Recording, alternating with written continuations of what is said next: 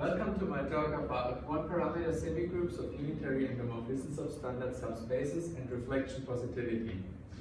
So I will start with a bit of motivation.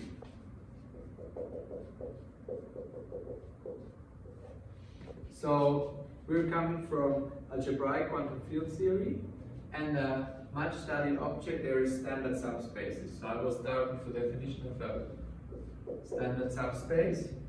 So we have H be a complex Hilbert space, and we consider a real subspace V of H that in a certain sense should be half of the space. And what does that mean? Well, we want that if we take V and intersect it with IV, that this intersection is trivial. And we want that if we take the sum of V and IV, that this is almost the whole Hilbert space in the sense that its sum is dense in the Hilbert space. Then we call V standard. Okay, now if one has a standard subspace, one can define the so-called meter operator.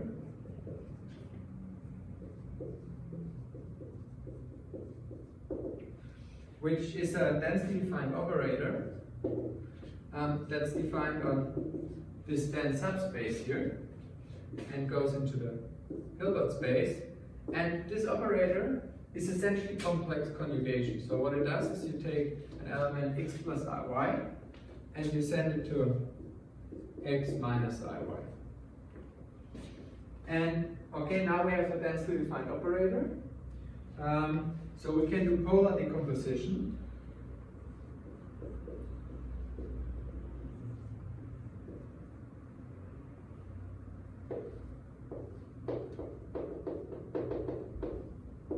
And write the two-meter operator as JP times delta v to the power of a half, where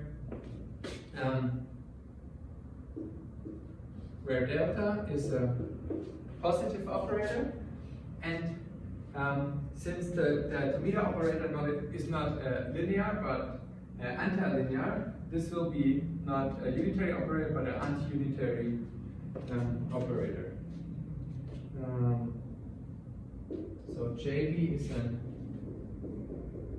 anti-unitary, and actually it's an involution. Okay, and then if we have defined these objects, the objects one is interested in algebraic quantum field theory are objects of interest.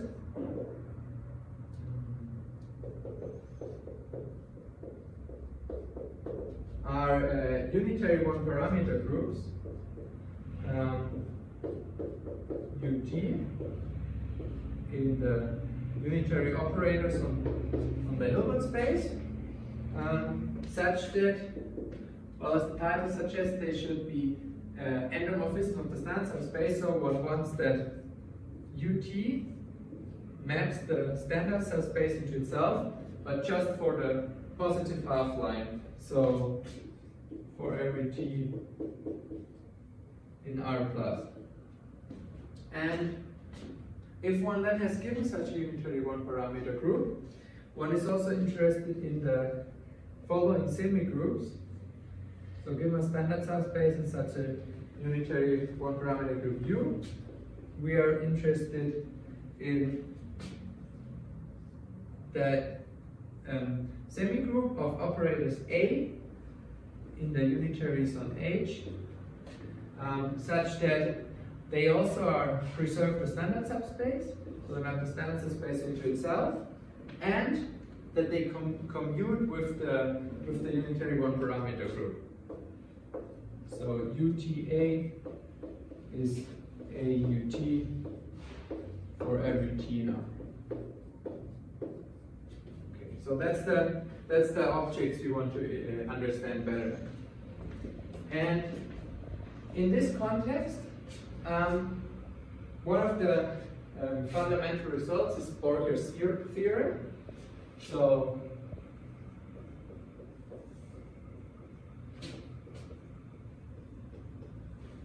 Borger theorem states the following: if you have H a complex Hilbert space and we in H a standard subspace and UG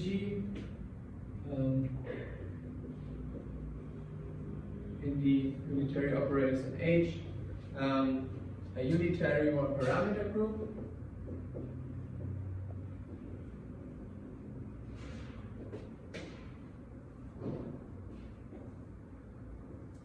that satisfies the following, that as we had here on the other side, that UT maps the standard subspace into itself for positive T,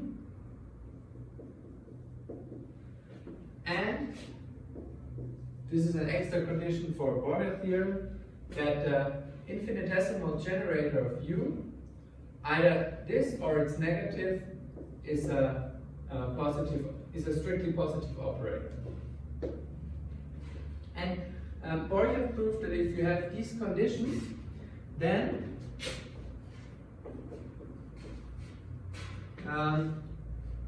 some commutation relations hold, namely, if you take the one parameter group UT and conjugate it with the operator delta to power IS, then you essentially get again U, but now in the argument we have this factor e to the minus plus 2 pi s. And the second commutation relation is, this was for a delta, one also has one for a j, namely that j, if you conjugate with j, it flips the unitary one parameter group. Okay, and so this is Borger theorem. And if you have Borger theorem, you can use these commutation relations to prove that a few other things hold. So let the quadruple H, V, U, and V prime satisfy Borger theorem.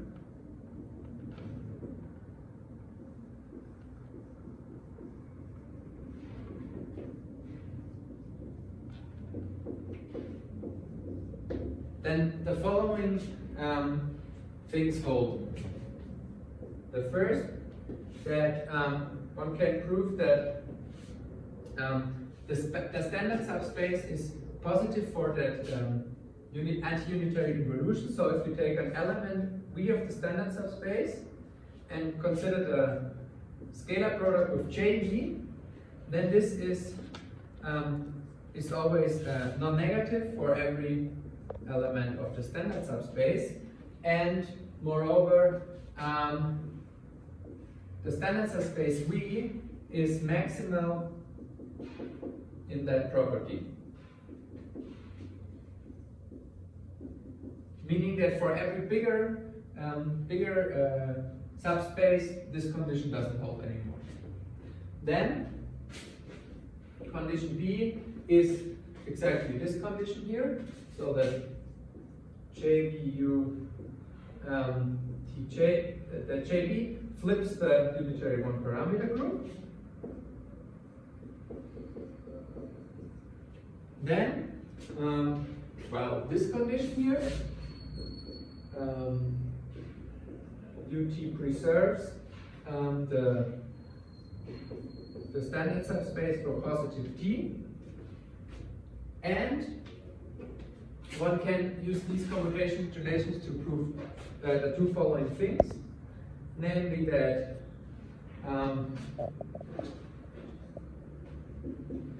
that if you take ut and apply it to v and take the intersection of all t's, then this intersection is trivial. And on the other hand, if you do the same with the union, and then you get, if you take the closure, you get the whole Hilbert space. So the idea of our work is the following. If one has the condition of Borgia theorem, these 5 conditions here are fulfilled. But in these 5 conditions, we don't have the positivity of the infinitesimal generator of U. So the idea is to classify all quadruples of this form that satisfy these 5 conditions, and therefore get a generalized form of a Borgia theorem for these conditions, because they don't anymore require this condition that the infinitesimal generator of U is positive. Okay, so we want to classify these quadruples that satisfy the conditions A to E. And so that the conditions C to E are actually known from acoustic scattering theory, and there subspace V said to satisfy these conditions. It's called an outgoing subspace. So these outgoing subspaces are well classified by the Lax-Phillips theorem. So we have that the triple H, V, and U satisfies the conditions C to E if and only if, by Lax-Phillips theorem, if there exists a complex subspace, a complex Hilbert space K, such that the triple HVU is unitary equivalent to, well, the Hilbert space H is unitary equivalent to the L2 space of R with values in this Hilbert space K. The standard subspace is the Hilbert space on the positive half line of R, so we have L2 of R plus with values in K, and the unitary one property of U becomes unitary equivalent to what I would call S hat, where S hat is the shift operator. So S hat T of f of x is simply the function f shifted by the value t. Okay, so with this, it just remains to classify all such triples together with the anti-unitary involution that is played by our JV that's still missing in that picture, such that the conditions A and B are fulfilled, because C and to E are trivially satisfied for this. So the first thing we do to classify these quadruples that satisfy A and B is we apply Fourier transformation to this picture.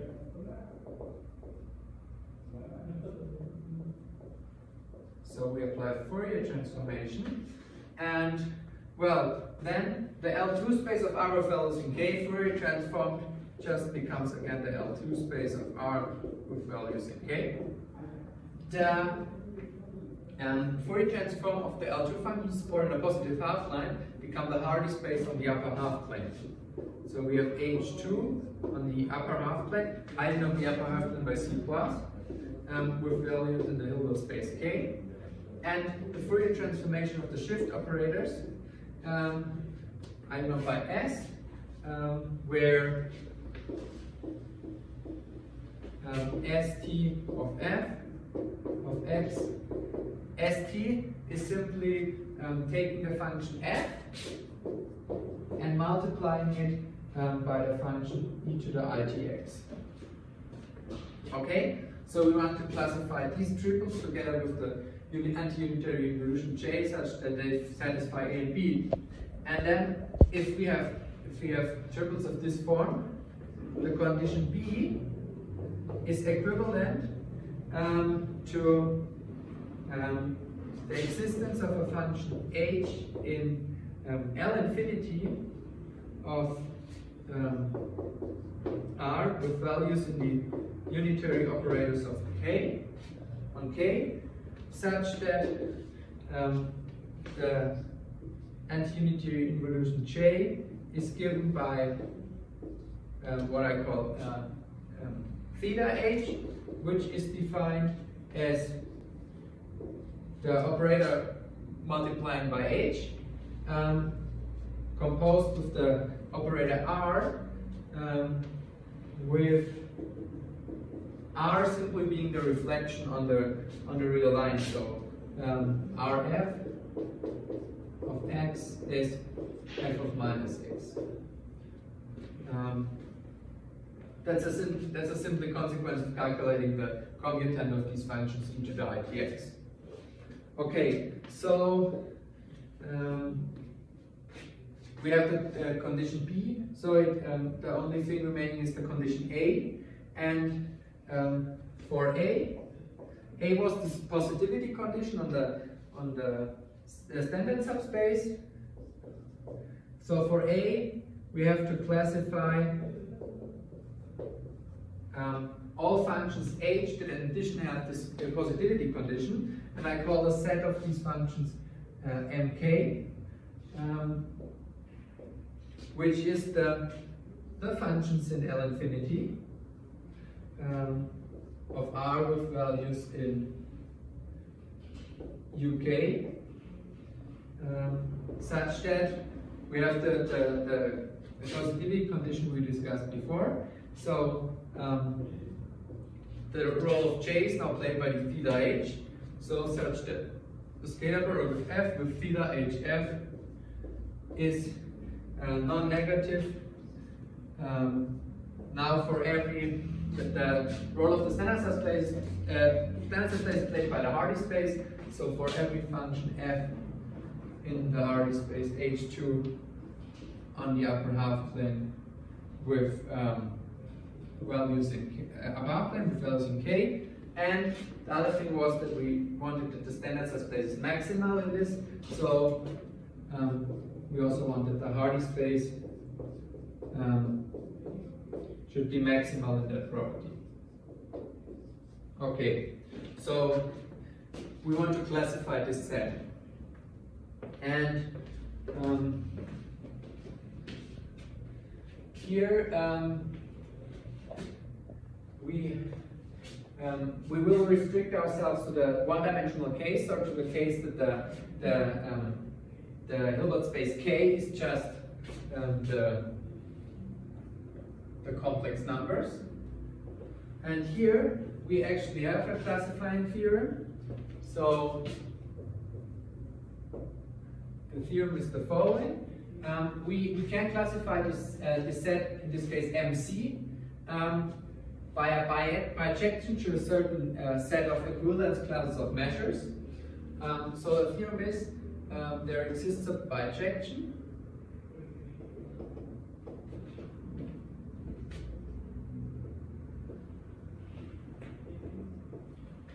into our set MC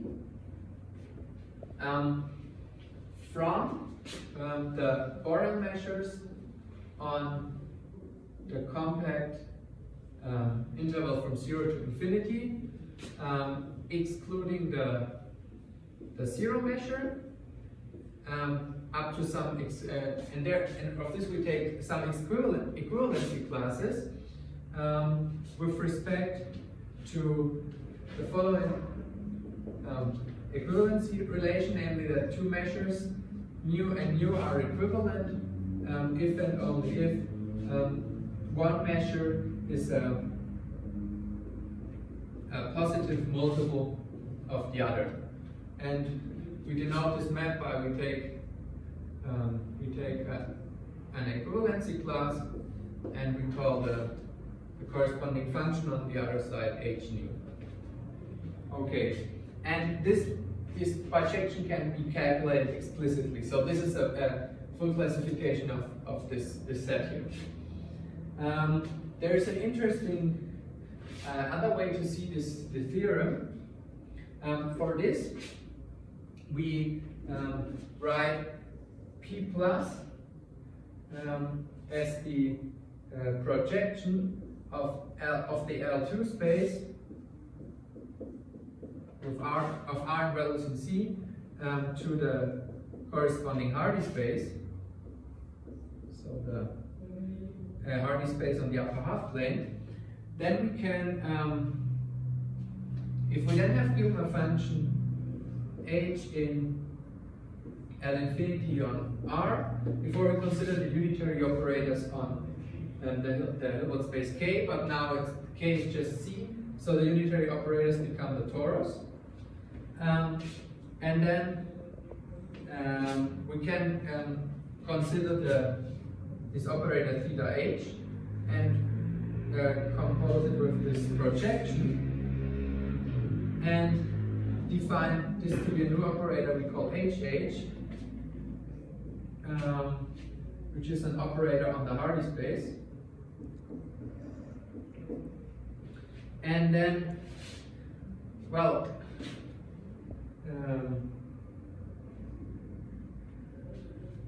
because H has values in the torus, and these are projections, we have that the norm of HH is less or equal than 1. And by the definition of this operator, one can see that that if we take HH and multiply it by this one parameter group S, that so if you put the S to the other side, we simply get S star. So we have this commutation relation here for every positive T. And operators that satisfy this condition are well-known operators. They are so-called Hankel operators. So we have a relation between these operators and Hankel operators. And, well, to be in the set MC means just that that on the Hardy space, the scalar product twisted with this is positive. So this means nothing else than that this operator HH is positive. So we have a function h being in MC if and only if the corresponding Hankel operator HH is positive. Then we know that every function in this set has this form h nu. So we know that the set of another way to see this theorem now from the perspective of Hankel operators is that the Hankel operators are of the form HH nu, with nu not being 0, are precisely the operators of the form HH, defined as here, such that H is a function in L infinity on R with values in the torus, and such that the corresponding Hankel operator is positive. So the positive ones are precisely the ones of this form HH nu. And well, as we discussed here in this line, this is a subset of the Hankel operators that satisfy that their norm is less or equal than 1 and that they are positive. And here one has one can ask, well, is this a strict subset or no? And here we have another theorem that states that in fact one here has equality. So the Hankel operators of the form H nu such that nu is non-zero are precisely the Hankel operators that satisfy that the norm is less or equal than 1 and that are positive.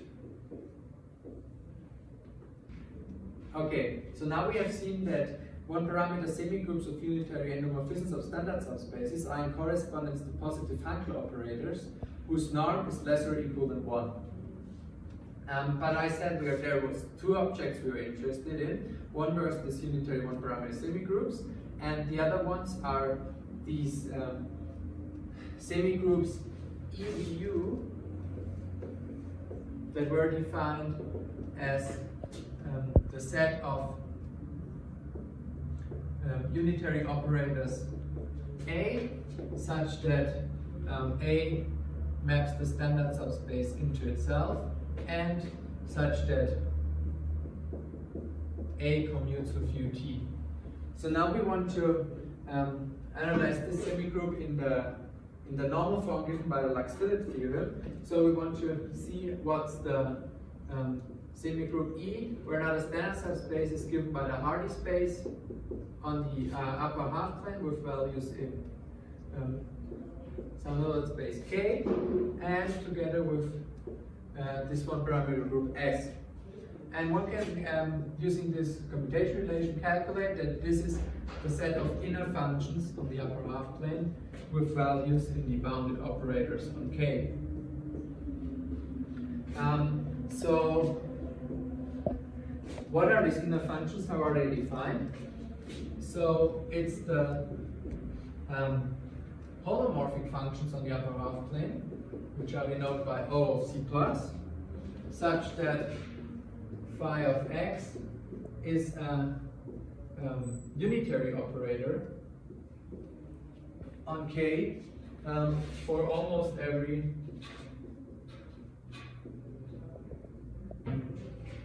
x in R. Well, what do I mean by this? The function is defined on the upper half plane. For this I mean that the function has non-tangential boundary values for almost every x in R, and that this non-tangential boundary value that I denote by phi of x. So phi of x is defined as the limit epsilon goes to 0 of phi of x plus I epsilon. That this is unitary for almost every exists and is unitary for almost every x in R. So to understand better this semigroup, we want to see how one parameter semigroups inside of the semigroup look like. So we are interested in one parameter semigroups phi t in R plus in the inner functions on C plus with values in the operators, bounded operators of K, and one can show that they are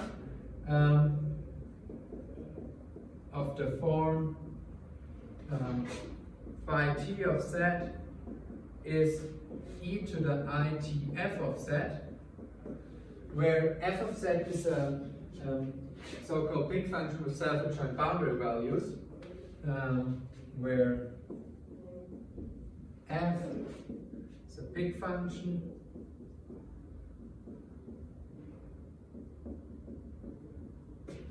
with self-adjoint boundary values.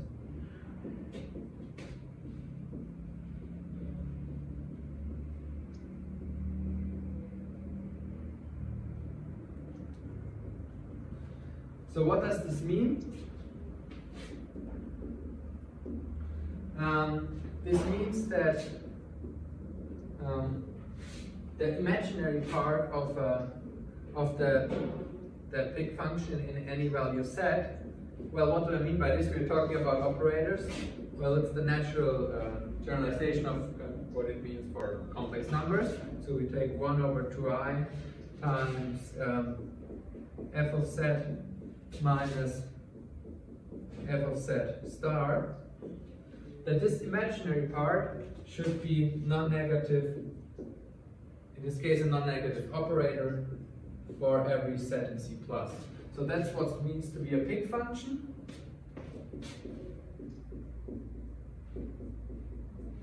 And then what do I mean by self-adjoint boundary values? Well, I mean that, as we saw here, we take non-tangential limits, so which we denote by f star of x, that these non-tangential limits, epsilon to 0, of f of x plus I epsilon, that they exist almost everywhere and are self-adjoint. So self-adjoint for almost every x in R. Okay. So that's how one-parameter semigroups of inner functions look like. Now what we want to do is, this gives us a new one-parameter semigroup that we can extend to one-parameter group. And the question is, when does this satisfy the conditions A to E we had before? So in other words, when is the Hardy space an outgoing subspace for this? And for this we have the following theorem.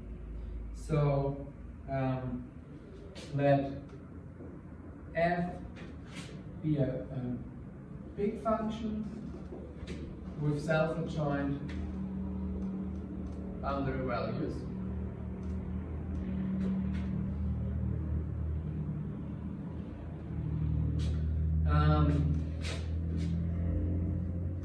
Then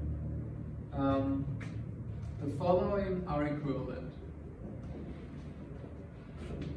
So the first is that the Hardy space is an outgoing subspace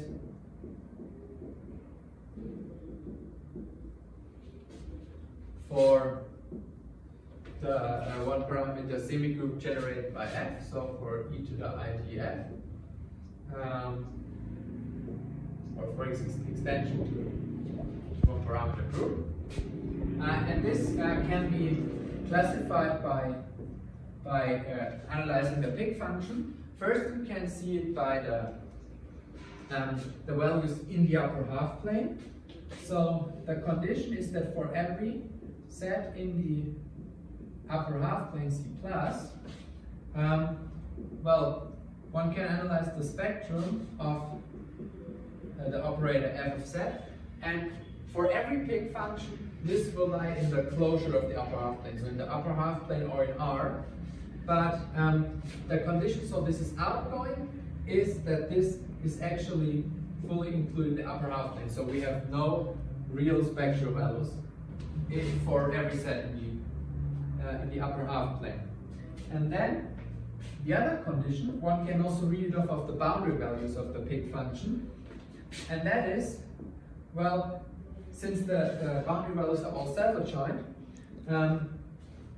the spectrum on the boundary will be purely real, and the condition now is that every x in R just appears as a spectral value on a Lebesgue zero set. So for every x in R, the set of y in R, such that x appears in the spectrum of f of y, that this set is Lebesgue zero set.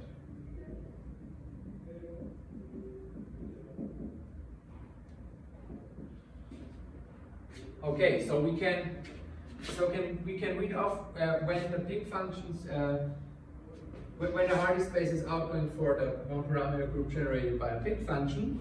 But then again, we have Lax-Phillips theorem. So in this case,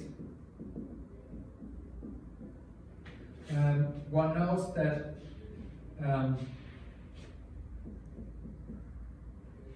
so by Lax-Phillips,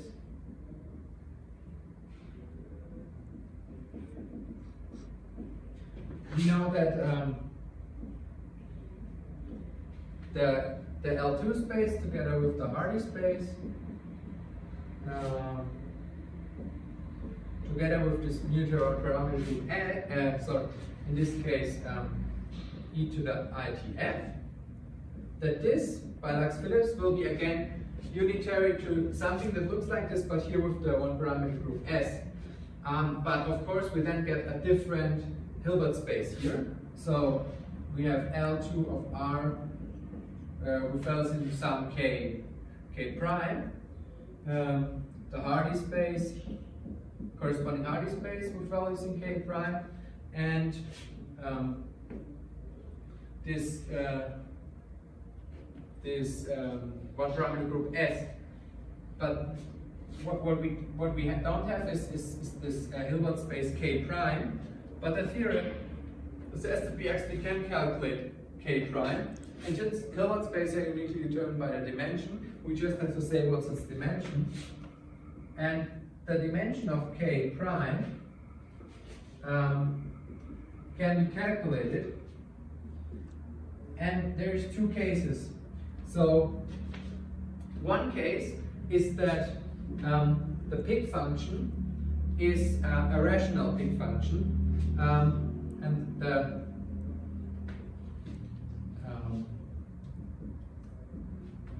what does that mean? Well, that we can, the only Pig functions that are rational are of the form some constant plus ZD plus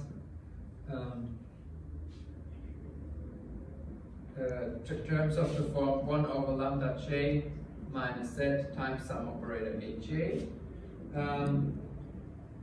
where